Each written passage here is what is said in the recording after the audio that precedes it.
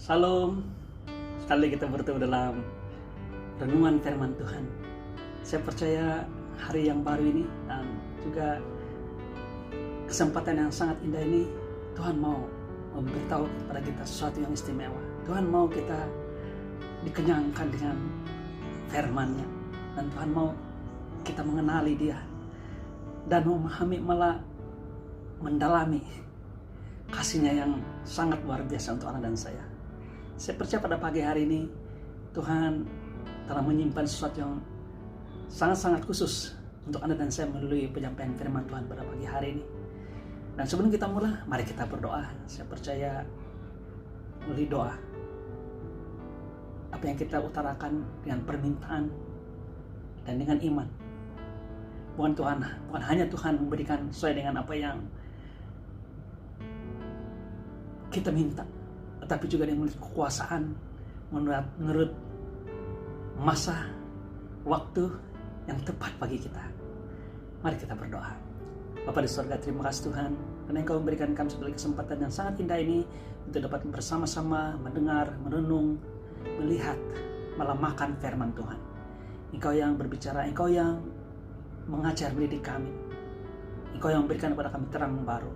Terima kasih Tuhan. Dalam nama Yesus kami berdoa. Amin. Saudaraku, saya terkesan dengan satu film Christian movie yang saya telah lihat baru-baru ini dalam YouTube. Ya, satu film yang bertajuk Amazing Love. Kasih yang hebat, kasih yang besar, kasih yang sangat-sangat luar biasa. Yaitu yang dipetik ataupun diberi gambaran apa yang terdapat di dalam satu kitab di perjanjian lama, yaitu kitab Hosea. Nah, saya ingin mengkongsikan ini pada saudaraku karena saya percaya ini yang Tuhan ingin sampaikan kepada kita, bahwa di tahun 2021 ini yang amat kita perlukan bukan lebih banyak berkat uang, lebih banyak obat-obatan, vaksin yang lebih berkesan, bukan kita cukup makan ataupun banyak hal yang kita ingin terjadi dalam kehidupan kita. Mungkin berbicara tentang kedudukan, status dan sebagainya, atau juga mungkin pelajar-pelajar sekadar untuk lulus pemeriksaan dan sebagainya. Tetapi Tuhan mau menyatakan bahwa apa yang kita amat perlukan sepanjang hidup kita pada setiap waktu adalah kasih Tuhan sendiri, God's love.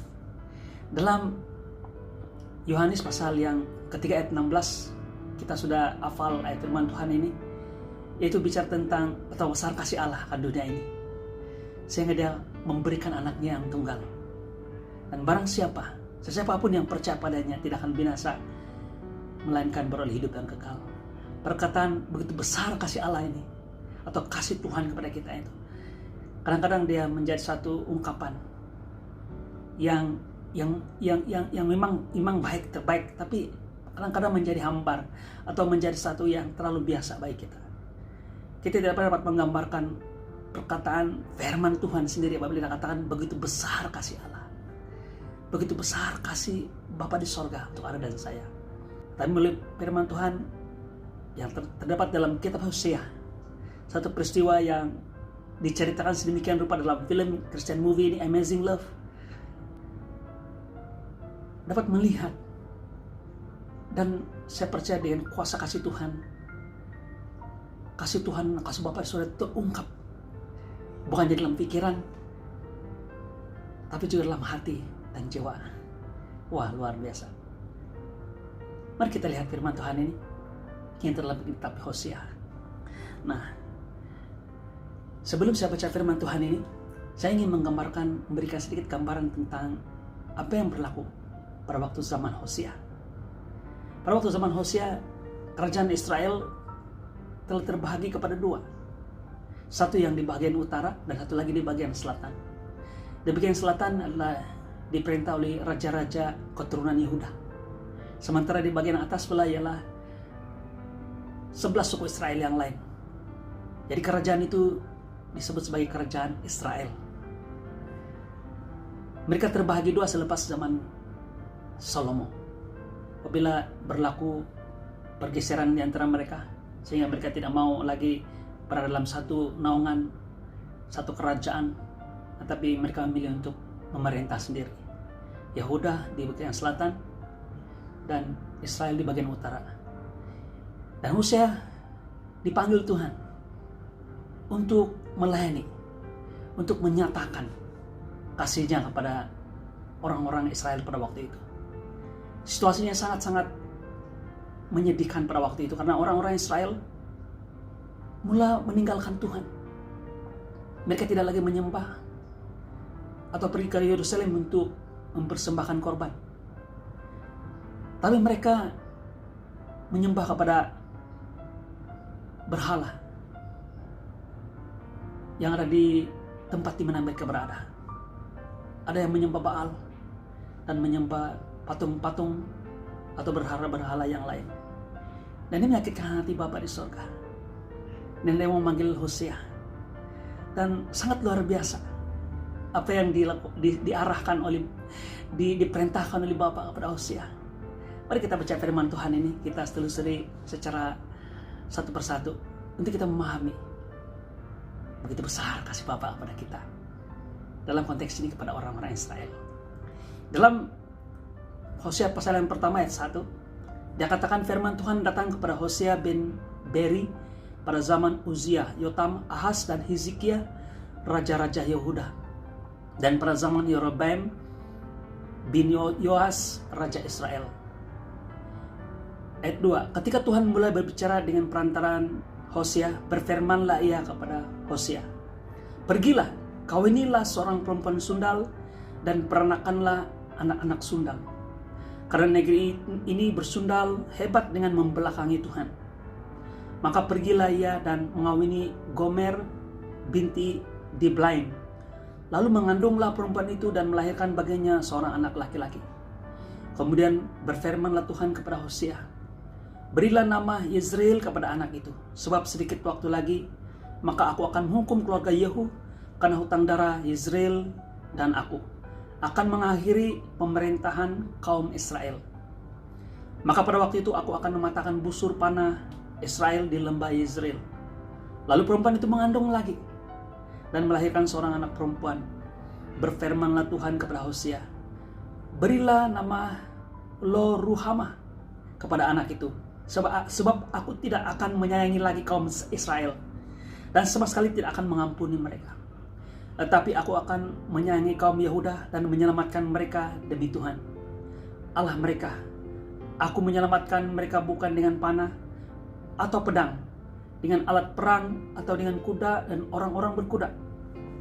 Sesudah menyapi Lo Ruhamah, mengandunglah perempuan itu lagi dan melahirkan seorang anak laki-laki. Lalu berfirmanlah ia, berilah nama Lo Amih kepada anak itu, sebab kamu ini bukanlah umatku dan aku ini bukanlah Allahmu. Saudaraku, ketika membaca firman Tuhan ini, satu ketika dahulu saya tertanya-tanya, kenapa Bapa di sorga meminta Hosea untuk pergi berkawin dengan seorang perempuan, dalam bahasa Indonesia dikatakan sundal. Yang saya lebih baca bahwa perempuan ini sebenarnya seorang perempuan yang bersifat seperti seorang pelacur atau tidak setia, tidak boleh setia kepada seorang laki-laki. Waktu Hosea disuruh atau diperintahkan Tuhan untuk mengawini wanita ini yang bernama Gomer, dia memang seorang perempuan yang tidak senonoh, seorang yang sudah dicop oleh masyarakat sebagai perempuan yang bermasalah. Tetapi Tuhan meminta Hosea mengawini perempuan ini. Ini luar biasa. Dan perempuan ini telah melahirkan 3 orang anak. Satu dinamakan Yezreel, yang kedua Lo Ruhamah, dan yang ketiga dipanggil Lo Amih. Seperti yang kita baca tadi, dia merujuk kepada hati Tuhan. Kita tahu bahwa Hosea adalah seorang nabi. Kalau kita lihat dan telusuri kitab Hosea dari pasal 1 sampai pasal 4 yang ke-14, Yosua melayani, mengingatkan kepada orang-orang Israel supaya mereka bertobat, kembali daripada semua aktiviti penyembahan berhala mereka. Hosea melayani setiap waktu. Saya boleh bayangkan bagaimana perasaan Hosea ketika dia selepas melanggawi Gomer dan melayani di atas mimbar ataupun di tempat lapangan atau di sinagog ataupun di bait Allah. Pasti ada orang yang mengatakan begini, Hosea, kamu mau kami bertobat, melakukan yang betul di mata Tuhan, tapi kamu sendiri, istri kamu sendiri tidak betul. Saudaraku, ketika dia mengawini Gomer tidak berubah sepenuhnya. Gomer masih melakukan aktiviti ataupun sikapnya yang tidak sempurna ini, yang tidak baik. Sangat menyedihkan bagi Hosea sendiri. Ya, saya tertanya-tanya kenapa Hosea mengalami situasi seperti ini. Sehingga satu peringkat saya memahaminya. Kenapa Tuhan meminta Hosea mengawini Gomer, seorang perempuan sundal ini. Saya pasti berhati ketika mungkin ini tidak ada tepat dalam firman Tuhan, tapi saya boleh gambarkan perasaan seorang laki-laki. Mungkin dia katakan begini, Tuhan, mengapa Engkau meminta saya mengawini perempuan seperti ini? Saya sangat sayang dengan dia, saya mau dia menjadi istri yang baik, tetapi justru dia melakukan hal-hal yang tidak baik. Dia melakukan hal-hal yang menyakitkan hati. Dia tidak setia. Mungkin dia bertanya seperti itu. Tapi satu peringkat akhirnya Hosea memahami. Dan saya percaya yang Tuhan mau Anda dan saya paham. Hosea atau perasaan Hosea ketika bersama dengan seorang istri yang sedemikian rupa adalah menggambarkan perasaan dan hati Tuhan kepada orang Israel dalam konteks ini, kepada jemaat Tuhan pada masa sekarang ini. Begitu besar kasih Tuhan kepada umatnya, sehingga walaupun dalam keadaan kita yang sangat rosak ini, sangat berdosa, di mata Tuhan kita seumpama kita bersundal, perkataan yang sangat-sangat kasar yang saya gunakan. Kita melakukan hal-hal yang berbentuk perzinaan di mata Tuhan. Kita mengikuti suami yang lain, sedangkan kita memiliki suami kita, yaitu Bapa di sorga sendiri. Itu gambaran tentang hubungan jemaat Tuhan dengan Bapa di sorga, yaitu sepasang suami istri. Tapi Tuhan berikan gambaran kepada Hosea, supaya Hosea memahami begitulah perasaan yang dialami oleh Bapa sendiri. Walaupun memiliki istri sedemikian rupa, tapi Hosea bertahan. Malah mungkin Hosea tidak mau bertahan. Dia mungkin mau menceraikan istrinya sebagai manusia. Tetapi ketika dia memahami perasaan hati Tuhan, dia bersabar. Nah, saudaraku, ini dinyatakan di dalam pasal yang ketiga. Mari kita lihat ini. Dalam pasal yang ketiga, ayat pertama, firman Tuhan berbunyi seperti ini. Malah tajuknya sendiri kita lihat dalam bahasa Indonesia, dia katakan diterima kembali. Maksudnya pada waktu ketika istri Hosea meninggalkan Hosea, mengikuti laki lain. Sehingga mungkin kalau kita baca ayat firman Tuhan, kemudian kita paham bahwa dia mungkin berada di satu tempat sehingga dia menjadi bahan hinaan atau menjadi hamba, dibuang. Dia melarikan diri daripada Hosea dan mengikuti lelaki mungkin yang lebih kaya, yang boleh memberikan apa saja keinginan dan kehendaknya. Tapi satu ketika dia dibuang, seperti kata-kata Melayu, habis madu sepah dibuang. Dan ini yang berlaku. Firman Tuhan mengatakan begini, berfirmanlah Tuhan kepadaku, pergilah lagi. Maksudnya sudah pergi ambil sebagai istri, kemudian sekarang dia ditinggalkan dan pergilah lagi. Maksudnya ini adalah tindakan Hosea selepas perempuan ini meninggalkan dia. Pergilah lagi, cintailah perempuan yang suka bersundal dan berzina. Seperti Tuhan juga mencintai orang Israel, sekalipun mereka berpaling kepada Allah-Allah lain dan menyukai kue kismis. Lalu aku membeli dia bagiku dengan bayaran 15 shikal perak dan 1,5 homer jelai. Saudaraku, Hosea diminta pergi lagi mengambil wanita ini. Malah mencintai, dan perkataan yang digunakan oleh Tuhan, perempuan sundal ini. Ini sangat-sangat berat bagi Hosea. Tapi dia dapat memahami suatu hal yang sangat luar biasa. Dan saya percaya Tuhan sedang menyampaikan message ini kepada Anda dan saya. Walaupun begitu keadaan orang Israel, gambaran seorang perempuan sundal, Tuhan sakit. Seorang suami sakit hatinya apabila melihat istrinya berzina, malah melakukan hal-hal yang tidak pantas. Dan ini bukan secara diam-diam terbuka. Tapi Tuhan minta Hosea mencintai lagi wanita ini.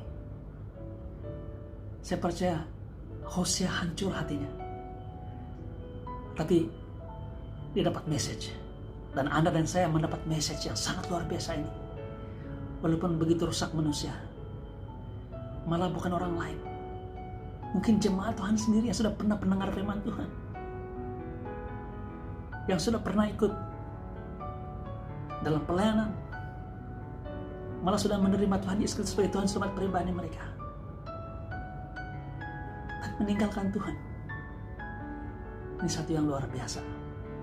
Tuhan katakan, saya tetap mencintaimu, saya tetap mau mengambilmu. Dan dalam konteks Hosea, ketika dia mengambil semula Gomer menjadi istri dia, kembali ke pangkuannya, dia tidak mengambil secara percuma. Dia membeli dengan 15 sikal perak dan 1,5 homer jelai. Apa yang dapat kita pikirkan ini?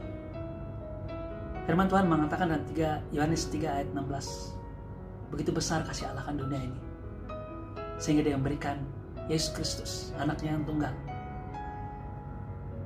kepada kita, supaya sesiapapun yang percaya padanya tidak akan binasa, melainkan beroleh hidup yang kekal. Ketika Yesus diserahkan untuk Anda dan saya,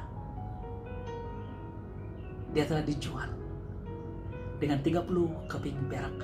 Di dalam Matius pasal yang ke-26 ayat 15, firman Tuhan mengatakan, ia berkata, apa yang hendak kamu berikan kepadaku supaya aku menyerahkan dia kepada kamu? Ini perkataan Yudas. Mereka membayar 30 uang perak kepadanya.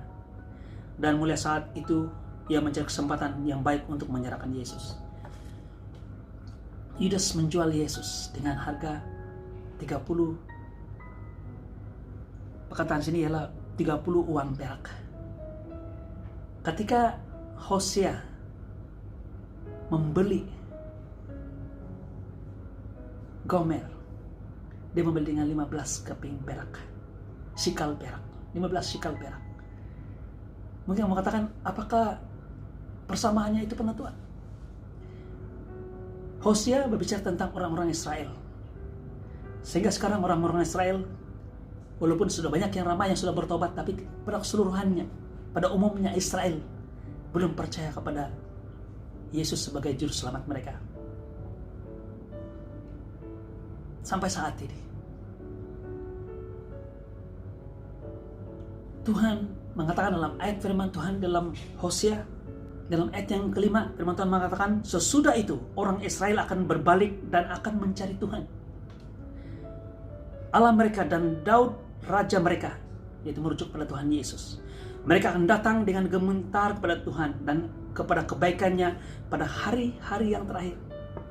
Saudaraku, Bapak setia dengan orang Israel, malah dia tidak membayar pada orang Israel, khusus untuk Israel dengan 15 keping. Tapi kenapa ketika Yesus dijual oleh Yudas, dia melibatkan 30 keping ataupun 30 uang perak, bukan 15? Saya yang beritahu saudaraku, 15 uang perak yang selebihnya itu adalah untuk Anda dan saya yang bukan orang Israel. Orang Israel, bangsa Israel, 15 uang perak. Dan orang Yunani, yaitu Anda dan saya yang bukan orang Israel, diselamatkan Tuhan ketika dia dijual dengan 30 uang perak. Inilah kasih Tuhan kepada Anda dan saya. Dia sangat sayang dengan kita. Dan inilah yang menjadi saya percaya sumber yang tidak pernah berkekurangan dalam kehidupan kita. Sepanjang tahun 2001 ini, malah sepanjang waktu dalam kehidupan kita ini, sampai Maranatha Tuhan datang, tidak pernah pudar. Tuhan sangat sayang dengan kita, walaupun apapun keadaan kita, walaupun apapun dosa yang kita lakukan. Malah saya ingin berkatakan ini, persundalan yang kita lakukan di depan Tuhan, Tuhan mau ambil kita kembali. Tuhan mau memiliki kita.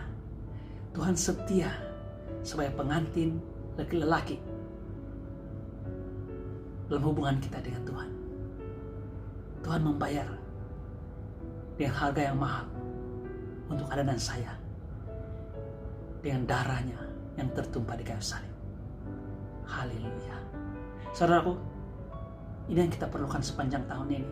Ingat ini, kasih Tuhan cukup untuk Anda dan saya. Mari kita berdoa. Bapa Surgawi, terima kasih Tuhan karena Engkau sangat baik, luar biasa dengan kami. Engkau memberikan gambaran Hosea,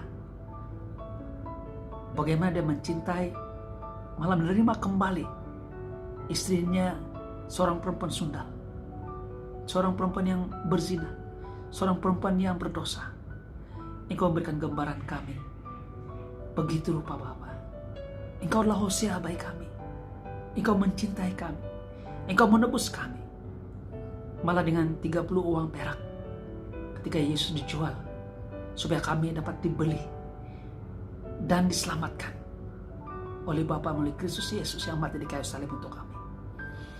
Terima kasih Tuhan, ini yang kami perlukan. Saya berdoa dalam nama Yesus Kristus, supaya jemaat Tuhan menangkap message ini dan melihat bahwa kasih Tuhan yang luar biasa ini, yang setia, yang tidak pernah berubah ini, cukup untuk kami melalui hari-hari kami. Walaupun hari-hari ini adalah hari yang jahat, tapi kasih Tuhan cukup, malah melimpah-limpah buat kami. Terima kasih Tuhan. Di dalam nama Yesus kami berdoa. Amin. Saudaraku, sampai bertemu lagi. Tuhan sangat sayang dengan kita. Tuhan setia dengan kita. Dan tetap bersama dengan kita dalam kasih karunia-Nya, damai sejahteranya, dari sekarang sampai Maranatha Tuhan datang. Amin.